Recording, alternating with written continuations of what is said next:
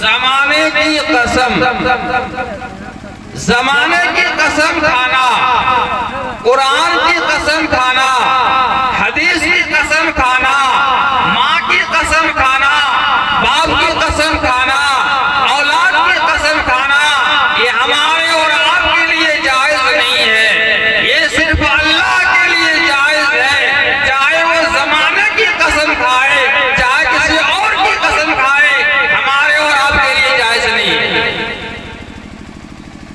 क्योंकि हमारे लिए कानून है, हमारे लिए सिस्टम है, हमारे लिए आईन है। अल्लाह के लिए कोई कानून नहीं। अल्लाह की मर्जी। कभी मेरे आका की कसम खाते हैं, कभी अल्लाह तीन की कसम खाते हैं, कभी अल्लाह ज़ैतून की कसम खाते हैं, कभी अल्लाह ज़माने की कसम खाते हैं। ये अल्लाह के लिए कोई कानून नहीं है। उसके बाद अल्लाह ने कहा इन्नल इंसान लफी खुस्र, सारे इंसान नुकसान के अंदर है, सारे घाटे में है। इल्लल्लज़ीना, मगर मिसाल के तौर पे मैं कहूँ कि इस जलसागाह में जितने लोग बैठे हैं सब बेकार हैं, सब निकम्मे, कोई काम का नहीं। मगर चार आदमी, मैं कहूँ कि यहाँ पर जितने आदमी बैठे हैं सब बेकार हैं, सब निकम्मे हैं, मगर चार आदमी। तो अब क्या होगा? गौर से सुनेंगे, कान लगाकर सुनेंगे। ये यहाँ इतना बड़ा मजमा है, पूरे बरमस्ता वाले आए हुए हैं, मरने वाले सिर्फ घरों से नहीं कब्रों से उठकर यहाँ आ गए हैं और कह रहे हैं कि सारे बेकार हैं, चार आदमी अच्छे हैं। तो अब क्या करेंगे? गौर से सुनेंगे, कान लगाकर सुनेंगे, ध्यान लगाकर सुनेंगे कि देखें वो चार आदमी कौन है। तो इसी तरह अल्लाह ने कहा जमाने की कसम, सारे लोग, पूरी दुनिया की इंसानियत घाटे में है, नुकसान में है, बेकार है, मगर चार लोग। कितने? मेरी उंगली देखो, कितने? चार लोग नुकसान में नहीं है, घाटे में नहीं है। मेरे भाइयों, यहीं पर एक बात सुन लो कि हम लोग घाटे में, नुकसान में इसे समझते हैं। अरे अरे, तुमने एक माइक स्टैंड अच्छा नहीं ला पाया, सब कुछ लाया, वही गड़बड़ हो गया। हम लोग इसे समझते हैं कि घाटे में वो है जिसका बैंक नहीं, जिसकी जमीन जायदाद नहीं, जिसके अकाउंट में, जिसके खाते में 10 लाख 20 लाख रुपया जमा नहीं, वो घाटे में है। नहीं मेरे भाई, नहीं, वो घाटे में नहीं। अल्लाह कह रहा है कुरान के अंदर कि घाटे में वो है जिनके पास ईमान की दौलत नहीं है। दुनिया की सारी दौलत है, जमीन का मालिक, जायदाद का मालिक, हुकूमत का मालिक, सल्तनतों का मालिक, घरों का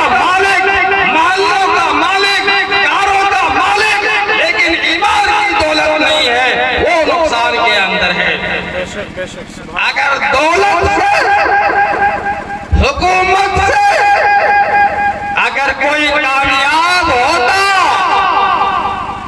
तो सबसे बड़ा कामयाब कारून होता, हामान होता, शद्दाद होता, नमरूद होता, अबू जहल होता, अबू लहब होता।